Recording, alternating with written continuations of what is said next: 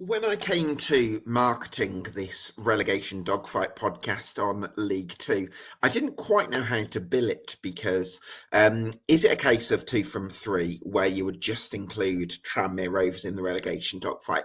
Initially, we were planning to include it as 2 from 4, but then Accrington Stanley won 5-0 against Newport County last night, and all of a sudden, you're kind of wondering about whether Accrington Stanley can pull themselves clear off the back of that response, such a good response to the defeat on Saturday. And then they're only 1 point off Harrogate Town. So if you're saying it's 2 from 4 with Accrington Stanley, why not include Harrogate Town?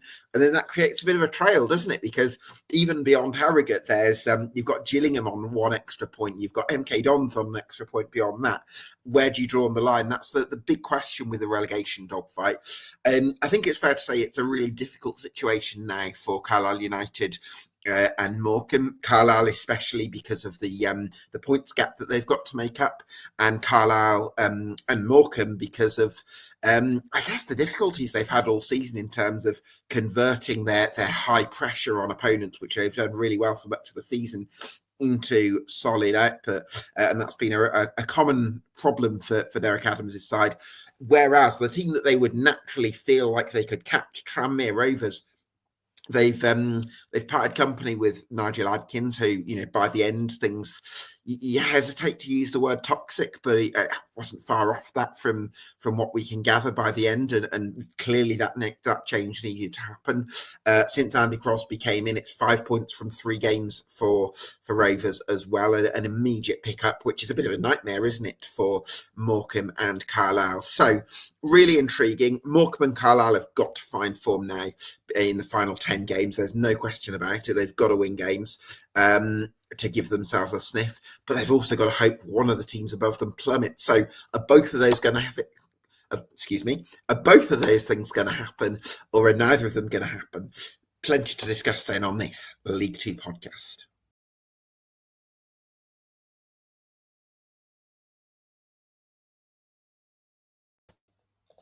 Yes, welcome along to EFL Debate. Before we start, you could do us a massive favour if you do enjoy these podcasts. Get subscribed to us on YouTube and Spotify. That would help us out an awful lot. So please go over there and do that.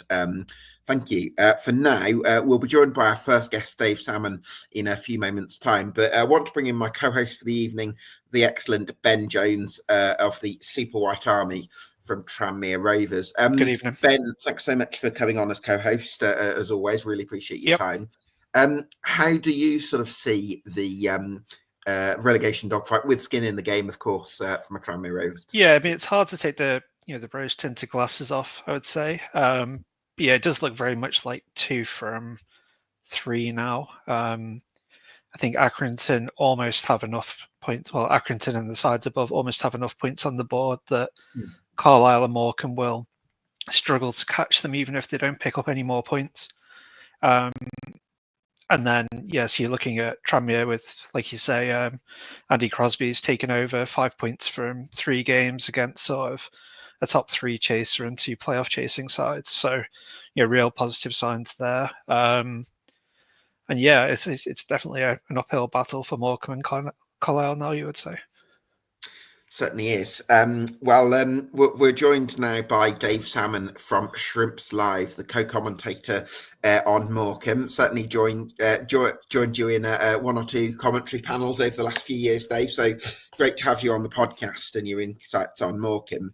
I mean, such a familiar theme for the Shrimps away at MK Dons on Saturday, Dave, where Derek Adams spoke about the way that you put them under pressure, and I saw a couple of the chances that you had where you had men, really steaming forward into the opposing half, like 6 or 7 men in there, which shows that you're able to put pressure on opponents. But again, that killer touch proves elusive. The problem, evening, Gab, evening, Ben, by the way. The problem that we've had all season is we can't score enough goals. It's as simple as that. You can have all the pressure you like, you can have all the possession you like, but if you can't put the ball in the back of the net, that is where our problem lies. We didn't really play that well against MK Dons last Saturday. Derek came out on his post-match and said we were excellent. I thought we were okay in the first half and terrible in the second, personally. I know why he's saying stuff like that, and I think it's that defensive mechanism, isn't it, that a lot of managers, when your team's under pressure, they protect their players. And I think that is the right thing to do, of course. But everybody saw that we weren't really at the races on Saturday. That said, in a lot of our defeats, we have very much been at the races. And there's a couple of very much damning statistics, which is a large reason why we are deep in the relegation zone at the moment. We've actually only been out the bottom two for 4 days in the whole season.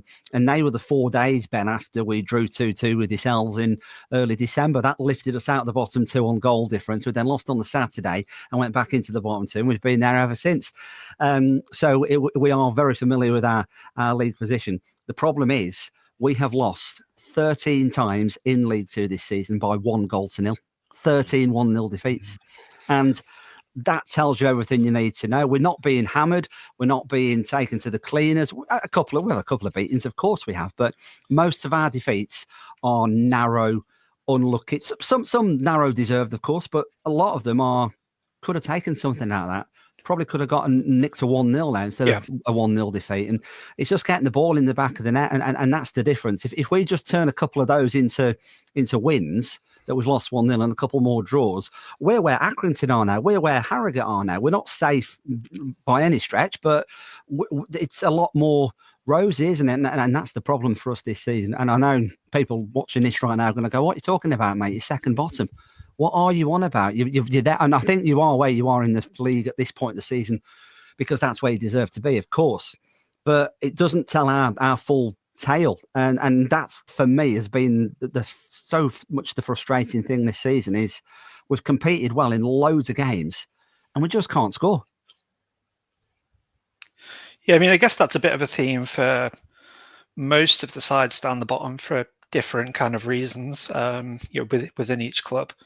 But yeah, that does seem to be a bit of a theme with Morecambe. The only thing I would say is that I think from what I was kind of thinking at the start of the season with Morecambe, it's a squad of a lot of misfits, and I think Derek has done really well to get out of them what he has and even have them in contention. I don't know Morecambe's budget, but I'm going to guess it's well adrift of everyone else in the division.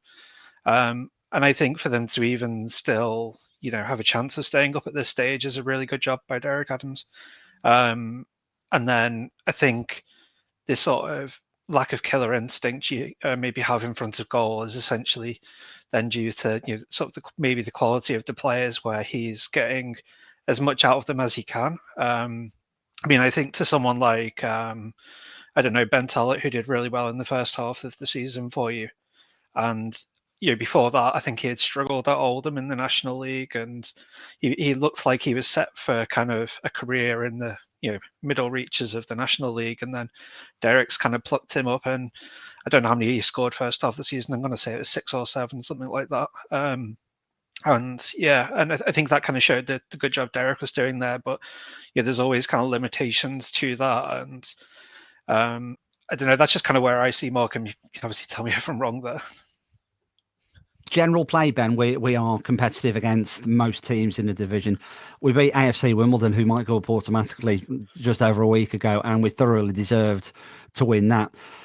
We just haven't had a goal scorer, not even a goal scorer who you can hang your hat on and go, well, he might get double figures during the season, and if he gets 1 in 3, 1 in 3.5, 10, 12 goals, that will be enough. We've not even had that.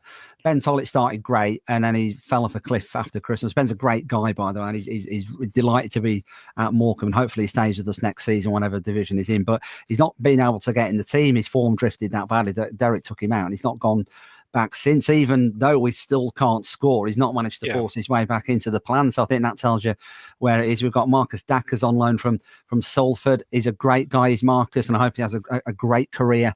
The reality is he's played 35 games for us and he scored once. And it's just not enough. It's just not enough. And even if he gets half a dozen or even 3 or 4, we've probably got 3 or 4 extra points on the board. And that's where our issues lie. But at the same time, the fact that we are playing reasonably well and competitive does give me a little bit of hope going into the last 10 games of the season. I think there's still a lot of points to play for. I know it's a cliche, but it's not over till it's over. Our heart is still beating. Churchillian speech there from Mr. Hammond. They should get you in the dressing room, I think. So where was I? Gwion Edwards, Dave, is he the one player that you would look at and think he might be able to pull something, a moment of magic out of the air and and decide a game for you? We have got quality in the final third, Gab. There's no question about that. And Gwion is certainly one of those players. And you've seen him a couple of times this season already. You're going to see him. You're on co-commentary with me. We're playing away at Port Vale next Saturday. Looking forward to having you in the commentary box. Gab, fingers crossed you can finally see a Morecambe win, because I don't think you've seen a Morecambe win when you've been sat alongside me yet. So we're going to break that duck, hopefully. I saw you went at Forest Green a couple of seasons ago. Oh, yes. That was the very last minute winner, wasn't it? Yes, I remember that. Yeah. A long time ago, that. Much water has passed under the bridge. Gwyn's the kind of player who can have that moment of magic.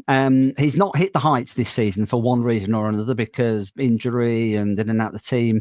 He's not quite hit the heights that he hit last season, but he's always got that moment of magic in him. We also probably need to keep Lee Angle fit and available as well, and not suspended, because he's probably our other good source of maybe getting the goal. We've got Andy Dallas on loan from Barnsley. We've got Jed Garner on loan from Barrow.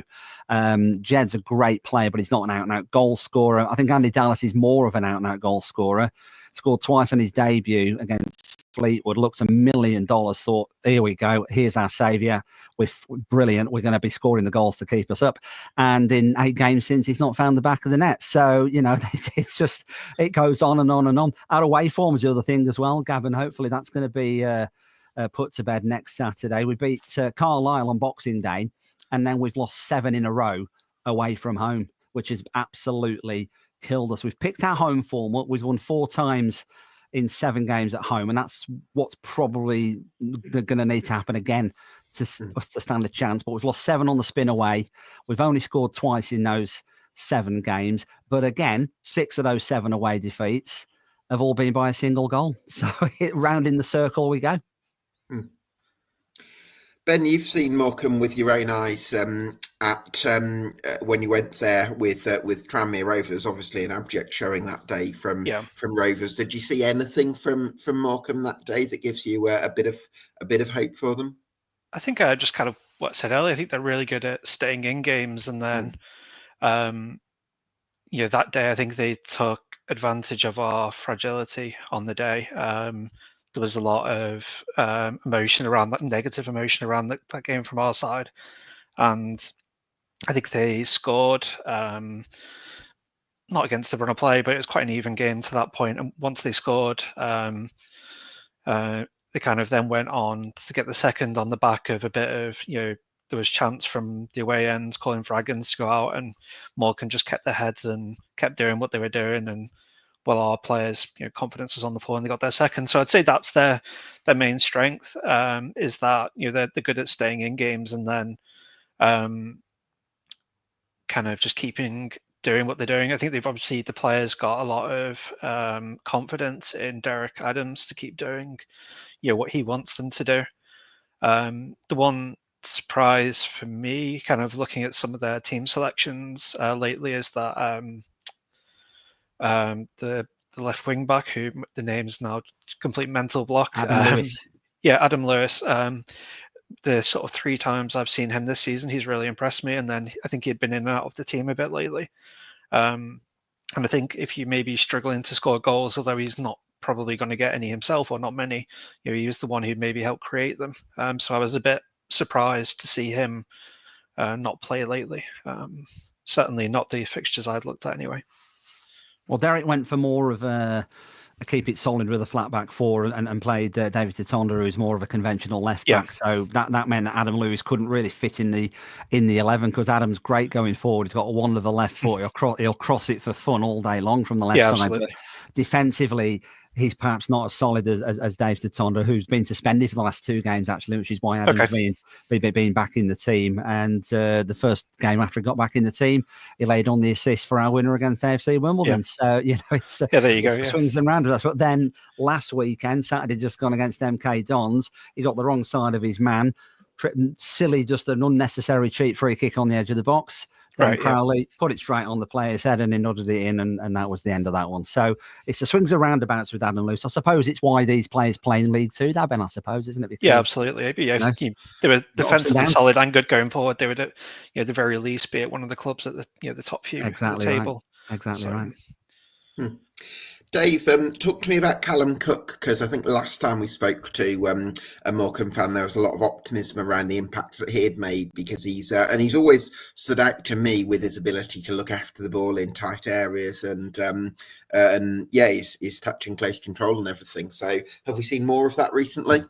Callum's one of those players who, a bit like Gwion Edwards, who we picked up also as a free agent 12 months previously, who slipped through the cracks, really. And it was almost one of those players where you thought, well, how has he not got a club? Because he's fit, he's played loads of football, got a good reputation, and he just was complete. I think he was playing literally like Sunday morning pub league football when we picked him up. But he kept himself fit. Started off great. Looks really good. Just what we needed. A bit of dynamism in the midfield, playing as a number 10 or as a number 8, and just playing it nice and simple, but putting himself about a bit. He's dropped off a little bit. I think that's partly because of lack of football. He's not really played. Well, he's not played in the EFL until he came to us for about 2 years, because obviously he dropped into non-league with Hartlepool. He's definitely got quality. There's no question about that.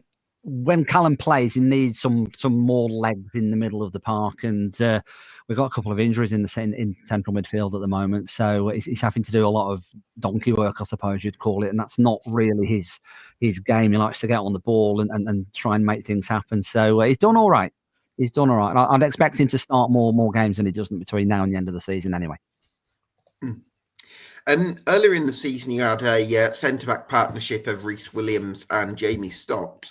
And yet away at MK Dons, you actually played Jan Songo in the middle of a back three as opposed to Williams, which kind of surprises me a little bit from the outside, because I've always found Jan Songo to be extremely aggressive in the way that he attacks challenges. And maybe for a centre-half, I would have thought Williams might be more... He's an actual centre-half, isn't he? So I'm kind of surprised that Williams doesn't start when it's a back three even. It was purely and simply, I think Rhys Williams will come back into the team on Saturday. Right. I've got Barrow at home on Saturday. I expect Rhys to come straight back into the team. The only reason that he was out of the team was he got sent off against Walsall for a Dogso foul on the edge of the box. So he was suspended for one game, and they scored from the free kick. Of course, Walsall then scored from the free kick, and we went 1-0 down. Around in the circle we go again. We then went on to beat AFC Wimbledon in the game where after that, and we didn't change the winning defence because we kept a clean sheet. So that's why he wasn't involved and why he wasn't playing. But I suspect he'll be back in the team on Saturday, whether that is in a back four or a back three, not entirely sure. I think we'll probably at home play a back four, to be honest. But Max Taylor, who was out of the running all season, really didn't get a kick, didn't get a look in, played the odd 5 minutes here and there, came in, and because Jamie Stott made a couple of not out and out errors, but goals that perhaps he could have done a little bit better with positionally. So he got taken out of the team. Max Taylor came in, started playing out of his boots really, and couldn't be dropped. Made an error on Saturday though for their second goal. So I suspect that Rhys might come back in, but you can see the quality he's got from his Liverpool upbringing. So I love him back in the team really, and hopefully we can get Jan Songo in the midfield where he belongs. Yeah, absolutely. Who else, in terms of elsewhere in the side, I'm really curious about whether Lee Angle can recapture it, because a few years ago, Angle was, I think, possibly one of the better League Two strikers. I think he played for Mansfield at this level under Steve Evans, and was a decent focal point for them. Same at Leyton Orient, a little bit further down the table. He's tended to be quite a reliable striker at this level. And then it seems like he's had a few years where he's been struck by injuries and his career has sort of drifted more into the non-league scene. But has there been signs of him sort of maybe recapturing some of the form that we associated with him a few years ago? I think if Lee was more consistent and was less injury, I wouldn't say injury prone, that's perhaps a little unfair, but if he wasn't as unlucky with injuries as he has been, because he was out for about 4 months with a bad hamstring injury for ourselves. That's, again, part of our problems in the final third. I think he'd be a League One, at least a League One regular, to be honest. I think he's that good of a player, really. I rate Lee Angol very highly. He's not scored many goals for us this year. I think he's got 5. He scored in back-to-back games, though. In the last week or so, and I think he's probably our best chance of, at very least, the ball sticking in the final third, and that's been our problem of late. It's been lots of pressure 25 yards out, and then we've not had a shot on target. We didn't get a shot on target at all against Gillingham, lost 1-0. We had 1 shot on target against AFC Wimbledon and scored, won 1-0. And we had 1 shot on target against MK Dons. 2. We had a 30-yarder against MK Dons, scored 1 of the 2. So we've got to find, and that's the conundrum that's going to either relegate us or keep us up, I think. But that and our home form, I think. That and our home form, I think that's going to be key. But Lee Angol is probably our best striker, I would say. Yeah, I wouldn't argue with that. In terms of very difficult, obviously, to look any further than what's right in front of you, Dave, because I'm aware that keeping Morecambe in the Football League is a huge focus for everyone connected. I'm just wondering, though, in terms of looking a bit further on, are there any rumblings of a possible takeover in the summer? And B, do you think that there's a chance that Derek Adams is going to be prepared to stay on for the National League?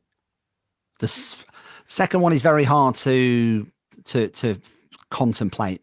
I think it depends a lot on the ownership situation, of which there is absolutely, as it stands as we speak now, 23 minutes past 7 on the 12th of March, no further forward really than the last time I spoke to you, and the time before that, and the time before that.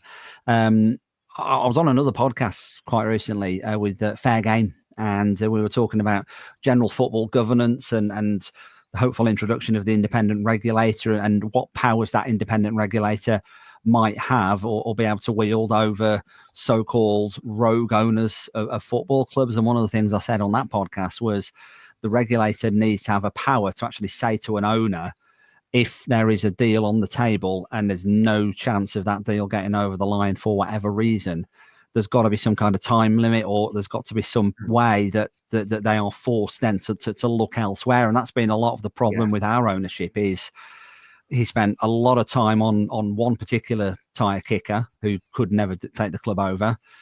This other party appear also to be tire kickers, and I say that with the best will in the world. That apparently the deal was done last July. It's now March of the following year. They've not passed any of the EFL tests. They've got paperwork still to submit and all that kind of stuff. So after that length of time, they're never going to pass the test, are they? In my eyes, because surely if they've got the money, they'd have the money by now, or they'd be able to prove where the money's come from, or whatever it might be. So that has to change, I think, in terms of not just for us, because an independent regulator coming in, it's too late for Morecambe. It's too late to save us, basically, I would say. But for other clubs, it's essential that a regulator has powers to do that. Whether Derek Adams stays, I think it massively depends on the ownership situation, because the reason he left second time round was because of broken promises. It wasn't because of our league position. I think we were at one point outside the playoffs when he left to Ross County last season. It was because of broken promises about budgets and transfers and that kind of stuff. So regardless of whether we stay up or not, we're still going to be in this limbo situation of we can't make plans for the future. We don't know how much money we've got on our plan. And that's the worry. If we do survive, is what's going next August? If we're a League Two club, what squad we're going to have? You look at no cheaper in the National League either. To be competitive, the budgets you need, it's no cheaper. 100%, Ben. 100%, and that would be my worry. Is yes, we'd struggle through. Yes, we would. We'd make something of it. But I think going down personally, and I was talking to James Wakefield, one of our directors, about this, and I think we had a slight difference of opinion on this. Is I think it would be absolutely catastrophic if Morecambe get relegated. I really do. Yeah. And there's a very realistic possibility we could be. I can 100% agree with you, Dave. I think the one thing that sort of kept the engine on the car sort of running, if you like, Dave, is the fact that there are good, loyal people at Morecambe who will stick with the club even if they don't know where the next paycheck's coming from, even if they don't know whether they're going to get paid, what the future's going to look like, even what tomorrow's going to look like, because they absolutely bleed red and white. And I think that's... Was it red and black, or it's red? They bleed red and white. Yeah. And I think that's... I think that's the one thing that keeps things going. So you've got people like James Wakefield, who pretty much volunteers as the director. You've got people like Les Dewhurst, the kit man. I get the impression that there's really, in terms of the staff, there's a really loyal people who are fiercely devoted to the football club. So I think that's the one thing that you can kind of grab onto in terms of there's people who really care about the football club, but that shouldn't be taken for granted. And at the moment, Jason Whittingham and Bond Group are taking those people for granted, and that's the problem. Really and that's the issue. That's the issue, Gab, entirely, is that there's a lot of great people at Morecambe Football Club who will find themselves out of a job if we get relegated into the National League, because we won't need as many staff. It's as simple as that. And it doesn't matter whether you're Morecambe or Tranmere Rovers or Birmingham City, it doesn't matter who you are. Your football club is the heart of your local community. Even if you hate football, your football club is the very fabric of your being, of your locality. And it's as simple as that. It's a knock-on effects on community stuff and veterans and other bits and bobs in the local areas. So it would be terrible. I mean, if you're Carlisle under the Piatics and you get relegated into the National League, I'm sure you're going to have a Carlisle person on in a bit to plead their case. But if Carlisle United get relegated, it's not a disaster, because they have the wherewithal to make a great fist about coming straight back up at the first time of asking, and their fan base would be broadly similar, and financially they'd be able to ride the storm out, and they would be backing themselves to win the National League next season. If you're Tranmere Rovers, I know the takeover hasn't quite happened yet, Ben, but if you've got Rihanna's boyfriend's millions coming your way, or whoever the takeover might be, you're going to have sunnier skies coming down the track, aren't you? So if Tranmere get relegated, you think, well, yeah, okay, we've got the infrastructure there to give it a good go. And not so long ago, Tranmere were in the National League and they came back up, and it was all good. And I think the same would be said for a few teams in and around the bottom of League Two. For Morecambe, it's a completely different story. And I think if we get relegated, I would struggle to think about what the squad might look like on the fields come the first week in August. And even if we stay up, at present, I'm still struggling to comprehend what it might look like. But hey, big 10 games to go, and a lot can happen in 2 months, can't it? So we'll see. Absolutely. Well, keep fighting a good fight, Dave, and look forward to seeing you next Saturday. Yeah, you too, Gab. Massive game against Barrow on Saturday. We've got Barrow, we've got Carlisle at home, and we've got Harrogate still to play at home. Harrogate, last game of the season, actually. And I'm kind of hanging my hat on we win those three. If we win those three, pluck a surprise result out of the bag from somewhere, that would get us to 42 points. And I think 42 might survive this season. I don't know what Ben thinks about where the line might be drawn. And that's why I think Harrogate on 40 and Accrington on 39, they probably need one more result from their last 10 and they're going to be safe. And I think that's why it probably is a 3-horse race for 2 to go down. I think it's going to be a few less than last season. So and home games are going to be key. Home games are going to be key for us. Starting against Barrow on Saturday. I don't want to be looking you in the eyes in the press box at Port Vale a week on Saturday, Gab, and we're 7 points adrift because it'd be all over by the shouting then, wouldn't it? So keep our fingers crossed. But Gab, always great to chat, and I've taken up lots of your time, far more than I said I would. So thank you very much for listening. No, take my time out. Don't worry, Dave. Thanks so much for joining us. All the best, Cheers. Gab. All the best, Ben. Cheers.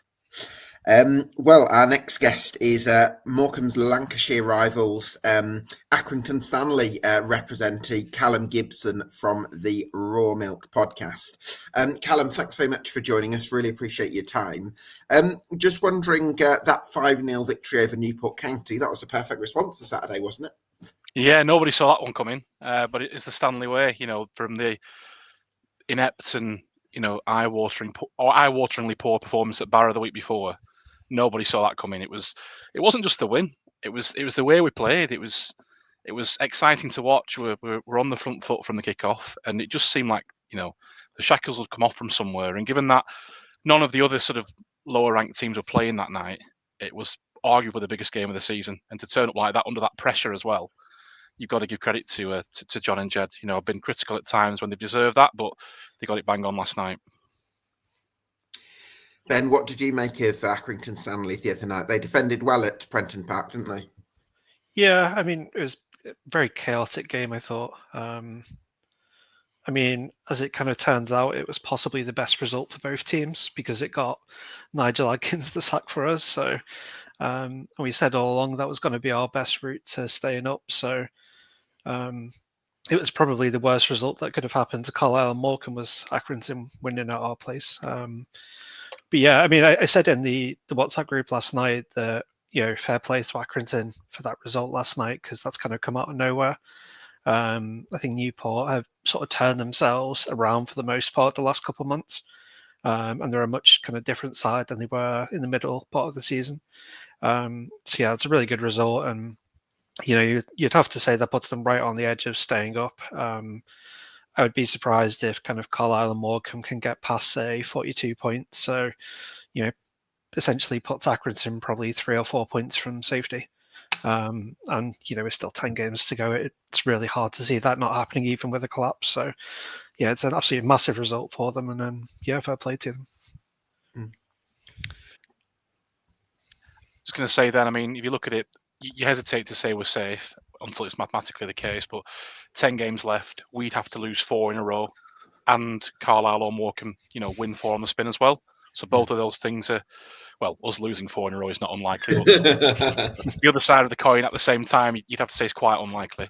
But we've just got this ability. I spoke to you last time, Gav. I used the word chutzpah. And they do have it. We're not a very talented side, but they do graft, and the young lads have adapted to league football. I think since the turn of the year, because we had that awful start to the season, 9 games without a win. But even in those games, we were creating chances and we were scoring lots of goals. We just couldn't defend very well. Whereas since, I would say, January, it's flipped and we've sort of gone into games trying not to lose. And I think that's held us back a lot, especially at Harrogate the other week and Barrow, which we just made nothing. We didn't deserve anything. But, they've just got this innate ability to scramble a result now and again. You think back to Crewe. Crewe have been unbeaten at home since August. And we went there and comfortably turned them over. It wasn't a smash and grab. It was 1-0, but it could have been, 3 or 4. But then we'll go from, the sublime to the ridiculous. But we've just got, like you say, every so often we'll pull one out the bag like last night, and that's what's going to keep us safe, really. I think I've said, and many Stanley fans will agree, it's been a case of scrambling to find 2 worst teams, really. I think every time we lose, Morecambe lose or Carlisle lose. And we've actually gotten away with quite a few of those. So like Harrogate and Barrow again, both on a typical season, typical League 2 season. Horrific results, people gain ground on you. But they've never been able to take advantage of that. And as the Morecambe chap was saying, I think it'll be a really low points total to stay in the division this year as well. So I'd like to think we're safe.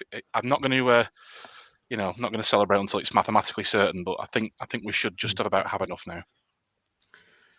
Ben, Callum's mentioned the points total, and I think Dave mentioned it as well from a Morecambe perspective. I think the points total required kind of depends on the position you're in. I think for Carlisle and Morecambe, it's probably quite a high points total, just because the only team that's within reach in terms of the points difference is Tranmere Rovers, and it's reasonable to presume that Tranmere are going to accumulate a relatively high number of points, whereas I think Accrington Stanley and Harrogate Town might accumulate a lower points total in terms of between now and the end of the season, but they're less catchable than in terms of the table right now than Tranmere Rovers. So I think that if you're in Tranmere, Accrington Stanley's and Harrogate Town's position, it's maybe not going to take that much. Whereas if you're in Morecambe or Carlisle United's situation, it's going to take, a lot of wins.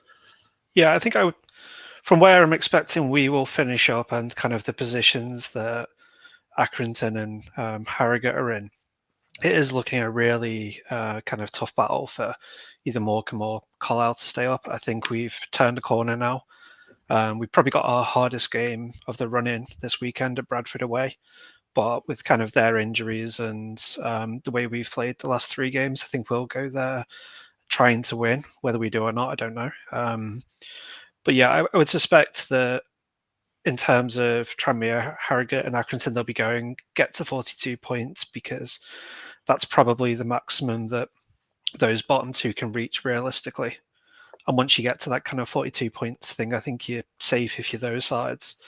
Whereas if you're, I don't know, you're Morecambe or you're Carlisle, you probably need to be looking and going, hang on, we actually need to get all 2 the way points up to, game. yeah, we actually need to get all the way up to 46 or 47. And, you know, to do that, yeah, as you say, it's 2 points a game. It's, you know, title winning form for the running. Carlisle have only won, I think it's 2 home games all season. They've got 3 home games on the bounce now, but, you know, as a minimum, they need to win 2 of them, I would say. Yeah, 7 points minimum, I think. Yeah, and one of them is Wimbledon, who, although Accrington beat, you know, the other day, they're a very kind of topsy-turvy side, Wimbledon. They just lost yesterday as well, I think it was, so at home. So, Cheltenham, they need to turn that around. So, yeah, I think it's really tough. I'm not going to go as far as saying as the bottom 2's finished or anything, but I do think it'll take quite a lot for that, you know, situation to change now. And especially looking at Carlisle, yeah, those 3 home games, they need minimum 6 or 7 points. Yeah, absolutely. Callum, I wanted to ask you about John Doolan's first full season at Accrington Stanley, because I'd sort of spoken to 1 or 2 Stanley fans, sort of with the view of it's been a reasonable first season, getting his feet under the door. It's been a difficult job for him in lots of respects. You know, you're fighting the budgetary gulf. You know, if you can finish 21st, 20th, and give yourself something to build on, that's not a bad debut campaign. But there's actually the response that I have from a couple was actually, it's been okay, but you know, we would have liked to have been more in sort of lower mid-table kind of area, possibly pushing higher. So what's your sort of balanced take on this, Callum? Because on the one hand, is there an argument that Accrington Stanley should be a little bit aspirational and try and push higher up the league, despite the budgetary gulf? Or is there a feeling that you've been spoilt a little bit over the last quarter of a century under John Coleman, and maybe, you know, kind of get used to maybe not being punching up a few weight quite so emphatically? Yeah, I think it's an interesting debate, really, that sort of the realism versus the aspiration, because if we're to grow Gates long term, you have to have that aspiration. I think the thing that's thrown a lot of supporters off is that when the previous management was sacked, the statement that came out said, we are sacking John Coleman because we're not challenging for the playoffs. And now all of a sudden, we're gaslighted into believing third from bottom is this unbelievable achievement. You know, we were comfortably safe. I think we were 16th, close to the playoffs than relegation when John Coleman left. Your home form that season, by the way, was outstanding. Yeah, we beat Wrexham, for example. You know, there's a lot of big home wins, and we only went down the season before we needed 1 more win in an injury-ravaged campaign, and had 5 years in a division we should never have been in, really. So, as John used to say, you can raise expectations, but you can't lower them. You know, I still get people saying to me, "Oh, but Coleman got you relegated." Yes, from a league we should never have been in. You know, if Burnley win the Champions League, you don't sack them for not winning the Champions League the next year. You know, as you said, he raised expectations so high. We've had a quarter of a century, pound for pound. That's the key phrase of glory. You know, there's 80% of the ground had never seen a relegation, had never seen even this sort of relatively poor season. As you said, pound for pound, he's still half decent. I think we expected a little bit more, but given that first 9 games, well, there was 2 periods. That 9 games without a win, I thought we were in trouble here. And do you know what, though, Callum? I saw some of those games in those 9 games where I'd think, oh, you're not far off. Like, I saw you go to Cheltenham at the start of October, and I thought you played pretty well that night, for large periods, and maybe unlucky not to come away with something. I think there might have been a few other similar games. I think in hindsight, there were a few. There was a game we were 2-0 up against Port Vale. They scored twice in stoppage time. Yeah. They had a great season. There was a lot of late goals conceded in that run. So I thought, you know, maybe it's not our year. And then the only other time I genuinely thought we were in danger was when we lost to Carlisle. I think it was in December away. I thought, this is inept, really. We're going to struggle. But since then, you know, we had that little 3-game winning run earlier on in the season. and since then we picked up the odd result like Crewe, MK Dons last week, Newport last night. So I have been critical of John Doolan. Make no mistake, I want him to succeed. I want to win every game 7-0, and that includes against John Coleman on Saturday. I think he'll admit they've made some mistakes. I think, we could have done things a little bit differently. But you've got to understand, on yesterday, it's 1,500 and something the attendance with 110 away. So you're talking 1,300 of home fans. Like, I have a North West Counties team down the road, West Didsbury and Chorlton. I've been there and they've had more on in the North West Counties, which is Division 10, and we're keeping a professional football league outfit comfortably safe with those numbers. So it's been a good season, not a great season, is what I would say. And I think John will learn from this, and I'm excited to see where we go next season with John and Jed. Talk to me about some of those defenders then, Callum, because I think they really stood out in the victory at Tranmere Rovers. Any talented young defenders that you're excited about? Yeah, so we've had quite a good season with the defence, really. So Nathan Orr on loan from Southampton has gone back now, but he was great. Batty on loan from Blackburn's a great player. But one of the few signings that seems to have come off, we've signed a glut of non-league players trying to sort of replicate that John and Jimmy formula. It hasn't quite worked out, but one of them is Devon Matthews from Curzon Ashton. And that he does look a really good prospect. He's adapted really quickly. He played really well at Tranmere. It was one of the Tranmere game. I'm sure and will agree. It was two poor teams. It was eye-wateringly bad stuff. It was not a great advert for the football league. It looked like two non-league teams. And Sean Worley, who got the winner, was the only out of the 22, the only one who had any quality at all. He was always going to be the one to break the deadlock. But in that game, Devon Matthews is the one. I think he'll be the next sort of, Cameron Burgess to go on for a few quid, make a bit of money for the club. One to watch. How important has Sean Worley been this season? Because I don't know if I've said this to you before, Callum. Like, he looks like you'd be stunned if you're watching him for the first time and then you're told he's 37, 38 or whatever. Because he looks extremely fit for his age, and he seems to be a real creative spark for you a lot. Yeah, I mean, Sean Worley is one of the few, little known fact, one of the few professional footballers actually named in the Bible. But he is defying all logic and age. I mean. Yeah, I mean, he is, Methuselah's older brother, I think, but unbelievable. Like I say, top scorer.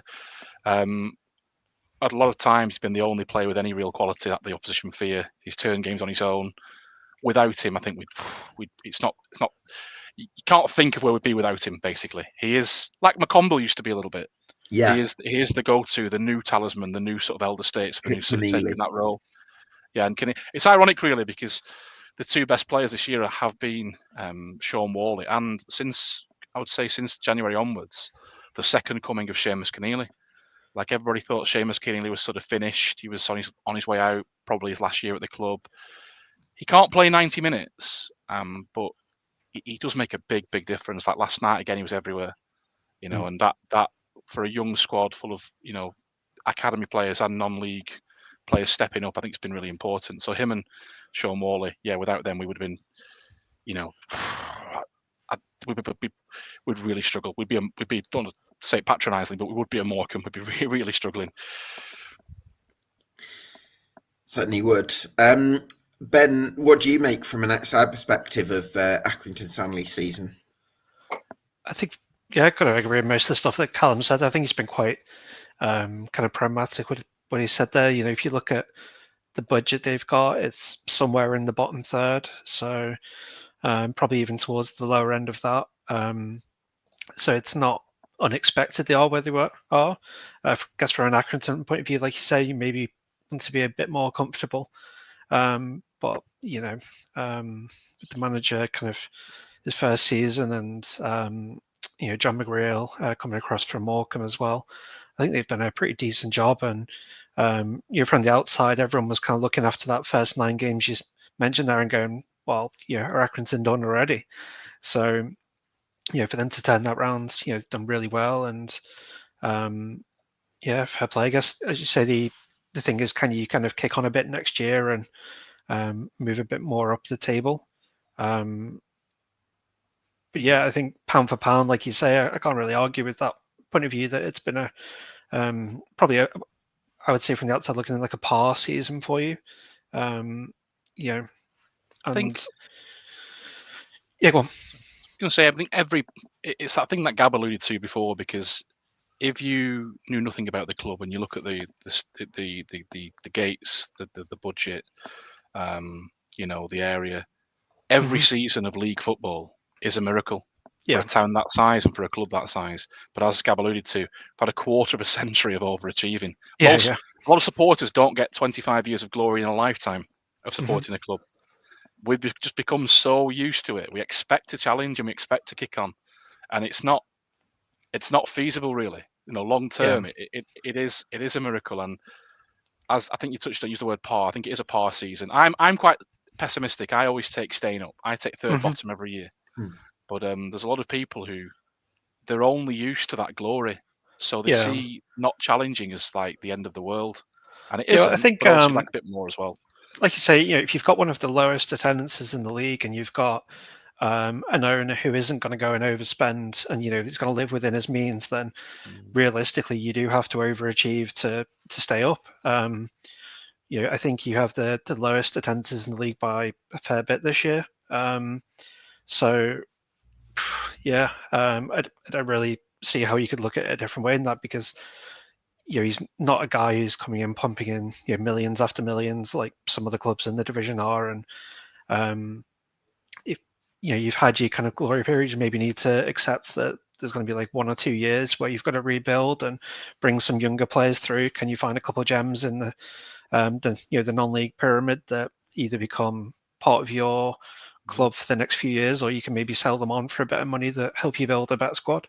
But either way, you've still got to have like essentially really good processes in place for the club to continue to overachieve every year. And it did seem a strange decision last year when you got rid of John Coleman. But you've got to move on, and hopefully you can kick on again next year.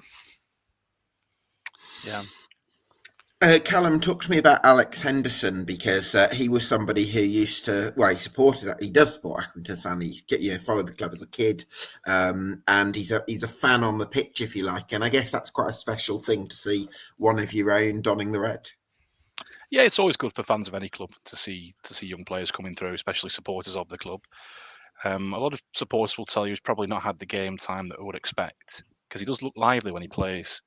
But I do think a lot of the season ticket sales were pushed last year on the back of this next gen thing and bringing loads of young players through. Your Josh Woods, your Alex Hendersons, your Conor O'Brien. So the future of the club does look bright, and that Andy Holt, as Ben alluded to, has openly said, I'm not putting any more money in. So the future will be those non-league cast-offs and young players. Is he going to sell the club, do you think, Callum?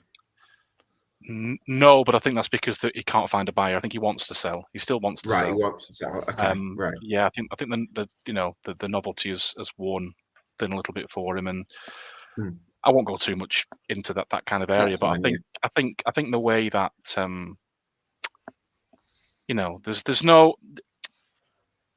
there's no denying he's done very good things. I mean, if you come to the Crown Ground now, it's a standard lower league stadium. The facilities are great, the pitch is great, the training ground's great, and the legacy will be there for him.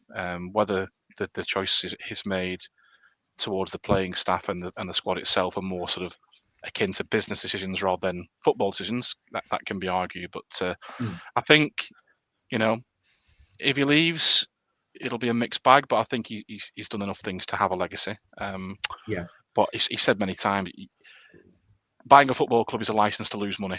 I think back to the Dave Whelan when he owned Wigan. Dave Whelan was once asked, "What's the quickest way to become a millionaire?"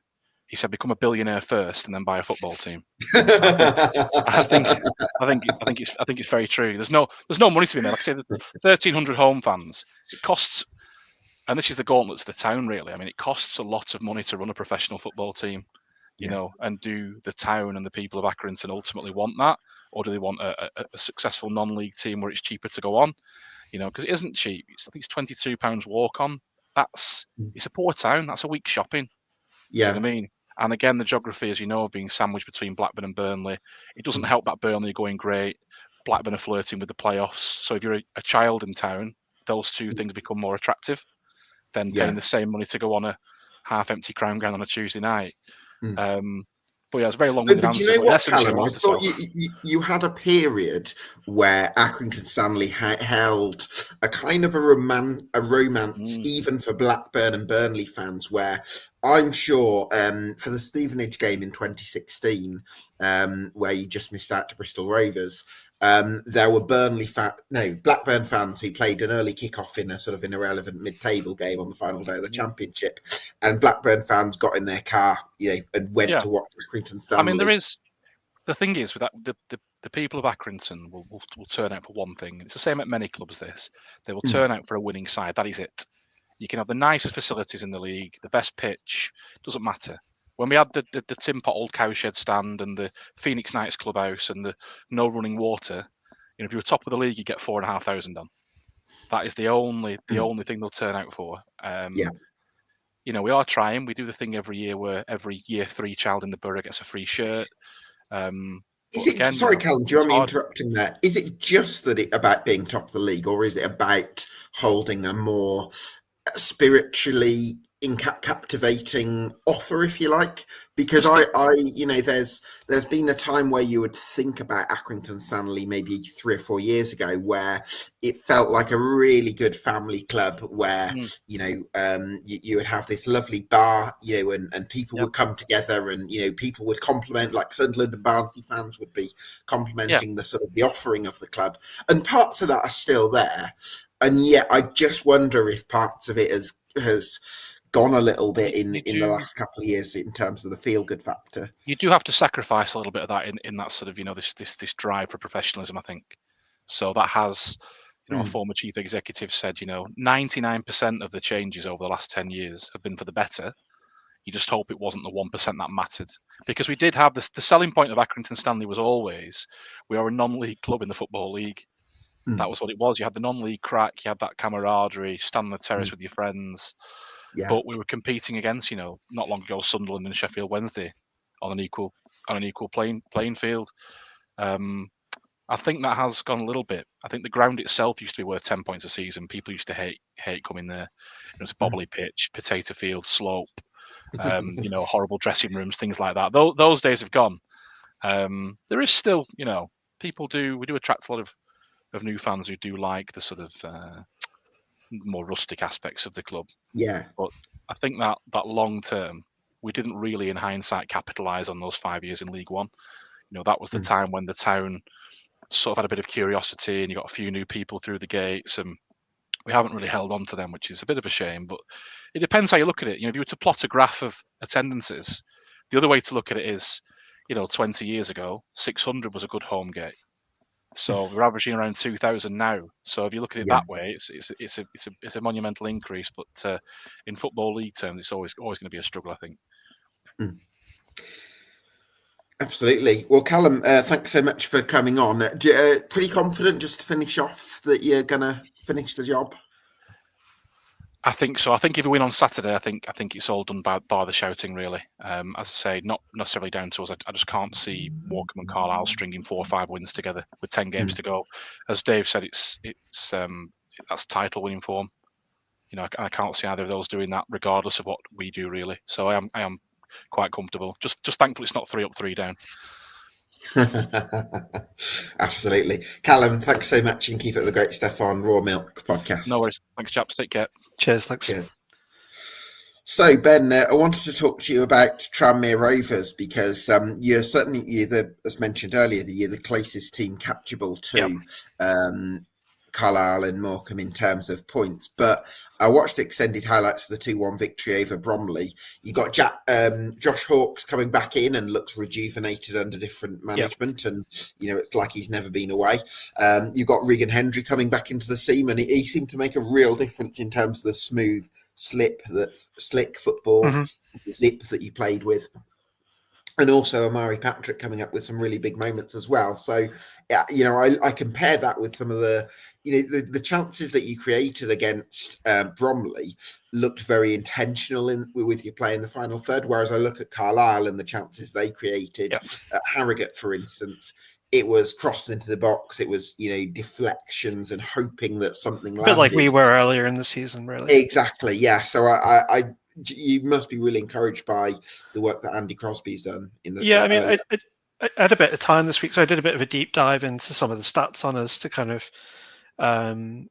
see if it backed up what the eye test was telling me. That I kind of felt all season we were getting into the final third quite a lot, and then a lack of quality with the centre forwards and lack of composure was really letting us down. We were either taking shots from weird positions that a bit of composure to pick a pass, or take an extra touch before taking the shot, or whatever it may be, because there was a huge disparity between kind of what we were doing getting into the final third and then the actual kind of XG. If people who like using XG, I mean, just like throw a couple stats to kind of back that up. We have had the fourth most shots in League Two this season.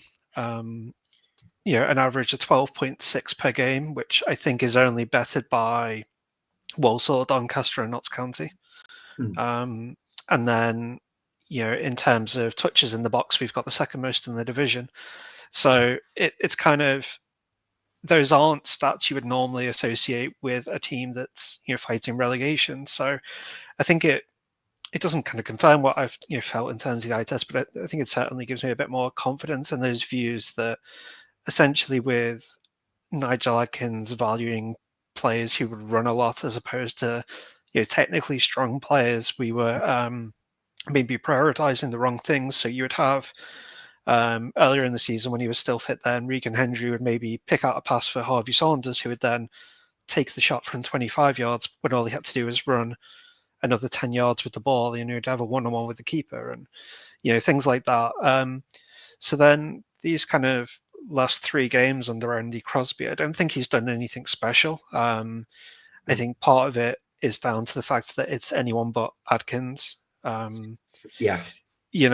think part of it's that, because he was becoming such a negative influence on certainly the fans, but definitely the players. The players weren't responding to him anymore. We weren't battling as hard. You can criticize the players for that potentially, but I would challenge anyone to kind of keep putting in 100% in a toxic environment.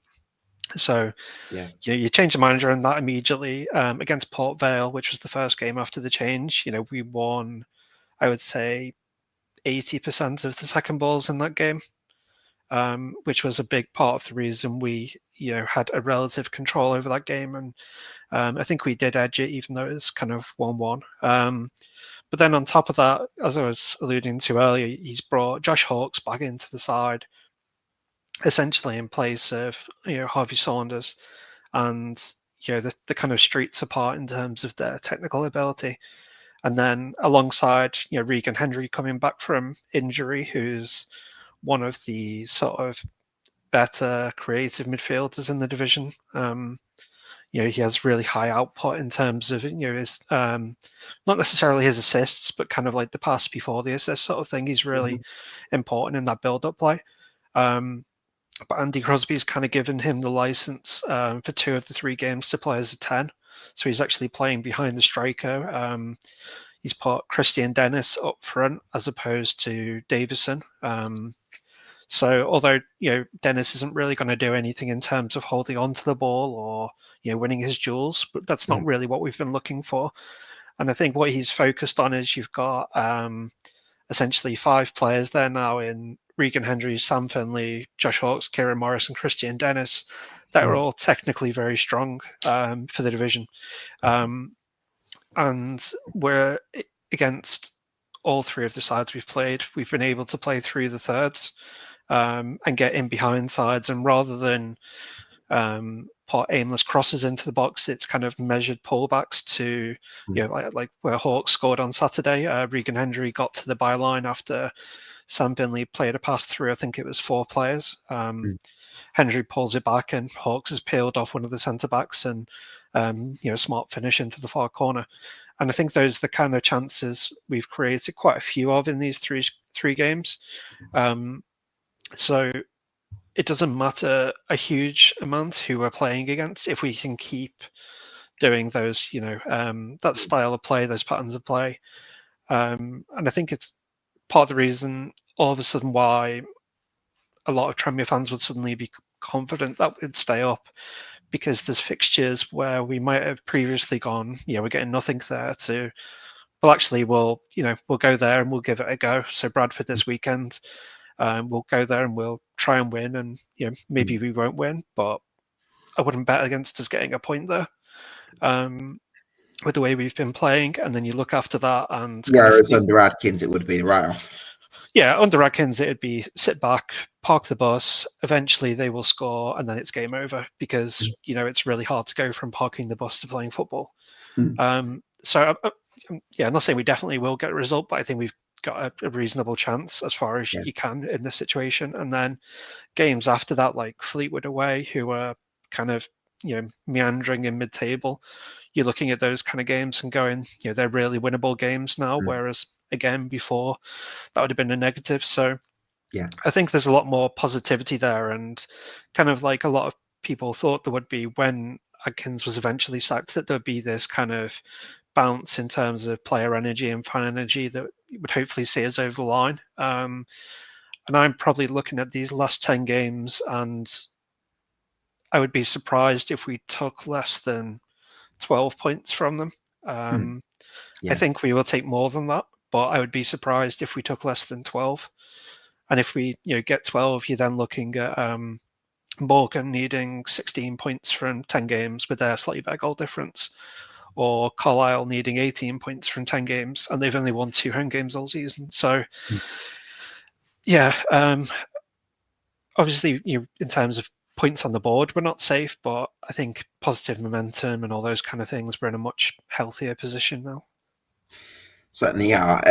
Have the last 3 games, Ben, revealed to you a core of players or a group of players that you might fancy moving forward with under the new regime next season, in sense of Regan Hendry, Josh Hawks, obviously, Kieran Morris, Leo Connor possibly in that bracket as well? I think it would depend on a few things. I mean, firstly, hopefully, we're still in League 2 next year. That would be the first thing, because a couple of those players might want to stay in league football.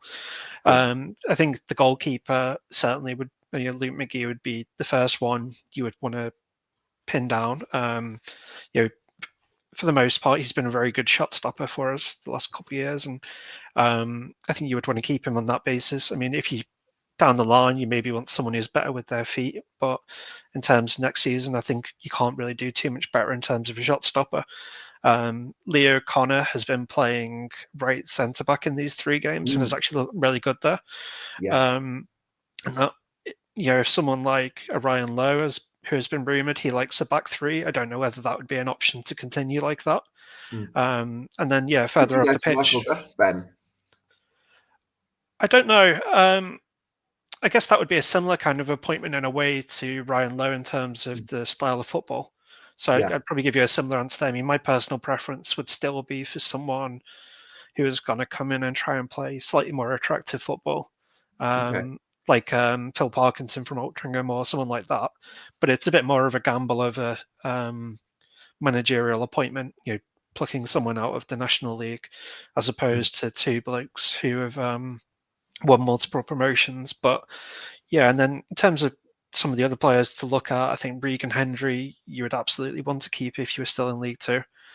And then I think some of the other players, even though my heart says I would really want them to stay, it will depend on which manager comes in and what system they want to play. I think if you're Josh Hawks and Kieran Morris, I would really like them to stay at the club. They've both been here for a good few years now. Kieran Morris is on for 5 years or something like that. So I'd like them to stay. But if you, I don't know, bring in a Michael Duff or a Ryan Lowe who maybe wants to play with 2 strikers in a 3-5-2, then that might not actually work out. So we'll see. But I think first things first, we need to not get too carried away with ourselves as we did earlier in the season. Yeah. And, make sure we pick up some points and probably pick them up fairly soon. We've got Bradford away, then Fleetwood away, and then Cheltenham at home. I would like to think, can we get 5 or 6 points there? I think if we do that, we're very close to being safe. So that would be my hope and aim for those 3 games. Yeah, well, hopefully you can finish the job. Morecambe and Carlisle, bottom 2 to stay as it is your verdict, is it? Yeah, I think so. There's a bit of rose-tinted glasses there, but I do think points on the board at this stage is massive, especially when neither of those sides have any real momentum. Yeah, exactly, because we can speak about Morecambe still being alive and kicking and heart still beating, as Dave mentioned, and we can speak about Carlisle having this on paper sort of quality, but sometimes just the numbers don't quite add up. Like there is a big gap, and especially if Tranmere, as you say, are going to take 12 points, then for that leads Tranmere on 45 points. Say for Morecambe, they're on 29. That means 16 points from 10 games, which is a huge ask for them. If it was more like 13 or 14, that might be a bit more realistic.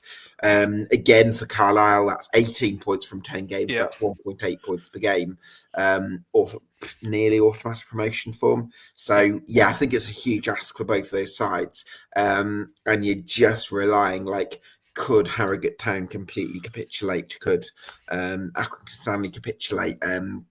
It's looking like it might need one of those things to happen. Which would be very surprising because they seem to be picking up results here and there. Yeah, exactly. A 5-0 home win, it doesn't necessarily scream that you're set to plummet. Obviously Accrington Stanley have been a bit inconsistent, but yeah, I think it's going to be a high points total for the teams in the bottom 2 and a low points total for the teams outside the bottom 2. So I think that suggests the bottom 2 is going to stay as it is. Yeah. Right. Well, Ben, thanks so much for joining us. Thanks to all our guests. Thank you. Yeah, top man. Cheers, mate. Thanks to all our guests as well. Thanks to you for watching at home. If you've enjoyed this episode on the League 2 Dogfight, you can do us a massive favour by subscribing to us on YouTube and on Spotify, because that would help us out an awful lot. And we'll see you again for another League 2 podcast next week.